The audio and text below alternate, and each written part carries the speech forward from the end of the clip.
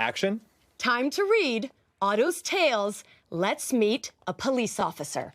Wee-woo, wee-woo. In a studio tucked away in an unassuming corner of Los Angeles, creators and illustrators are churning out content for kids. You think about PragerU. Under the direction of a former educator turned CEO, Marissa Straight. All right, so these are our editors, our illustrators. They feel like they have found a home here at PragerU. Some ditched careers at Nickelodeon and Disney, drawn by the self-described pro-American patriotic values of nonprofit media company PragerU. How did you recruit them? How did they find out about PragerU? They have young kids. They themselves are upset with what they're seeing that is produced in our culture. They feel like they're serving on the front lines of saving the war of ideas in America. Schools are supposed to empower students to maximize their full potential, not their sexual potential. That's right. But behind the shiny studios and kid-friendly content is a dark view of the direction of our country. For many conservatives, our current culture war is a battle between good and evil, right and left. This idea fuels book bans and bills in dozens of states seeking to restrict how teachers can talk about race, gender, and tough chapters of our history. There's a difference between teaching slavery and teaching our kids that America is institutionally racist, and because you have a certain skin color, you're likely today to be treated like garbage. Why don't we teach them that they should be victors, not victims? For what it's worth, I wasn't ever made to feel like a victim just because I knew about the horrors of slavery. Well, I think you should learn about the horrors of slavery. We do teach about the horrors of slavery, but I don't think that young Black Americans should be taught that there is no hope and that the system is set up against them. Why is it a good thing to teach your child that you live in a hole? That is not a good thing. There is so much look at you. Look at you. You're so successful. I never said I thought I lived in a hole.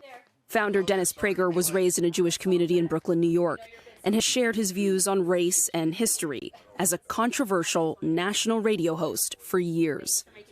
The left has made it impossible to say the N-word any longer.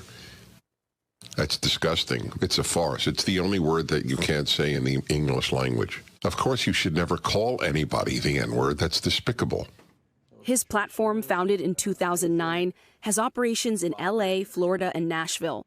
Historians and educators warn that the content is distorted and is propaganda. And since the pandemic, they've more than doubled revenue and reached over 9 billion lifetime views. We don't think they learn much in American schools. If you're spending a good part of the day teaching kids about preferred pronouns and other what we call woke issues, then you're really not teaching them. What I hear from teachers of every background is that they are slammed from block to block. They are underpaid, they are underappreciated, and that they don't even have time to talk about pronouns, gender theory, critical race theory. I don't believe that they're telling you the truth. I actually think they're lying to you. You think all of the teachers are lying? No, not at all. Look at the teachers' unions' positions. The teachers' unions are among the most radical groups in the United States of America. PragerU's goal is to reach at least 20 hours of, quote, alternative edutainment on a weekly basis, and to add states like Texas to a list of official partners that includes Florida, New Hampshire, and Oklahoma. So are you just in a race for who can indoctrinate the kids first, who can win their hearts and minds? To a certain extent, I guess you might have to put it that way. But I want their doctrines taught. They don't want ours taught.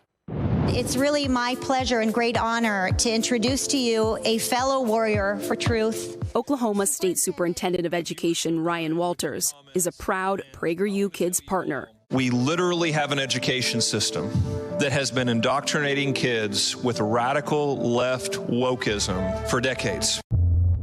But Tulsa, with its painful history of a racist massacre in 1921, is a diverse city in a conservative state. This clarity. Walters recently threatened their majority-minority Tulsa public schools with a state takeover if academic performance didn't improve. We've sent a clear message to Tulsa public schools. Failure is not going to be an option. We need drastic changes. We need tough decisions made. Ebony Johnson is the superintendent of Tulsa schools. I can see why our families would feel like, whoa, why just Tulsa? Your state superintendent, Ryan Walters, has announced a partnership with PragerU. Are Tulsa schools using PragerU videos? We are not. We are so laser-like focused on the state-approved and adopted curriculum.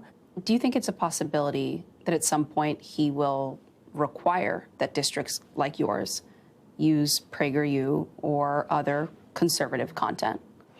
Yeah, I'm not sure. As far as, again, Superintendent Walters saying this shall be, or this is what we're going to do, that'll be a bridge that we'll cross and have to process and understand once we get there. Some Tulsa teachers are already using it, like elementary teacher Gabe Woolley, who played PragerU videos last year in the district. I don't want my students to think and believe that slavery only happened in America and it only happened with these two groups of people, because that does not explain to them what slavery is. Here's the first thing you need to know. Slavery was not invented by white people.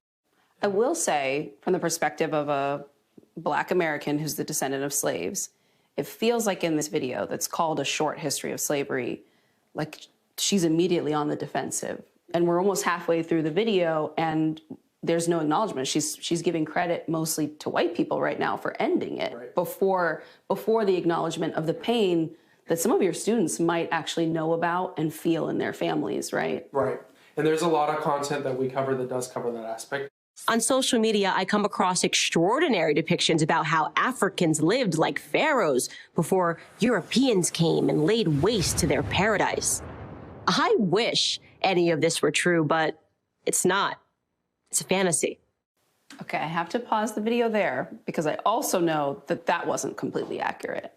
There were massive libraries and inventions and unbelievable cultures, but she made it look as though there wasn't a culture, there wasn't a society there that if you're a Black student watching that, you might leave feeling like your culture was disrespected. Yeah, and I think it's important for teachers to definitely be like holding a conversation. I want to make sure that what I'm showing is maybe filling in some gaps of things that we just don't hear commonly through history. Woolley says he sees PragerU as a supplement, not substitute. He now teaches at a local charter school. He believes it's parents, not teachers, who should talk to kids about LGBTQ identities or movements like Black Lives Matter. Some kids in the Tulsa area, they don't have great family lives. What if public school is the only place they can find a trusted adult to talk to about these issues? What if they need to learn about them from someone like you? I think that there is an appropriate age and time for everything. Families like the Reyes in another Tulsa area district say claims that Oklahoma teachers were bringing up controversial topics in class are false. What does trouble them? A string of anonymous bomb threats at their school. Yeah, baby. Yeah. This fall, a teacher posted a TikTok lampooning the accusation that teachers are trying to turn their kids woke. A right-wing TikTok account in the state superintendent, Ryan Walters, shared it without context. When it becomes all about you and whatever agenda that you have in that moment, it's not about the kids anymore. Then the district received 10 days of bomb threats within 1 month. Lindsay is a mom of 6. Her daughter Zoe is in the 5th grade. It kind of scared me, but then I realized, well, it's just people sitting in front of a computer trying to scare you. That's not a very normal thing as a child to have your school get not just 1, not just 2, but multiple bomb threats. When you kept hearing it happen again and again, what went through your mind? I think what went through my mind whenever I heard it going again and again, it's repetitive. Like, if it hasn't happened 2 or 3 times, then it's not going to happen the 4th or the 5th. What's it like for you as a mom to listen to that? I mean, it's heartbreaking, and no child should ever have to go through 1, let alone multiple, and then just feel like it's a normal thing. Her dad, Joey, had to respond to those threats as a member of the school board. I mean, I don't know. I think I'm trying to, figure out, the play. You can take a deep breath, too. No need to rush through. Well, no, it's just we trust our people, right? We trust our educators. Like we said, I mean, this is our community. Mm-hmm. So either we trust them or we don't. The Reyes family is a mix of white, Mexican, and indigenous American. they agreed to give us their honest take. White people were the first to formally put an end to slavery. Now, am I saying that this makes white people better than anyone else? Of course not. What did you think of the perspectives there? We read this in a book, but something that I noticed was no other culture did anything. No other culture died.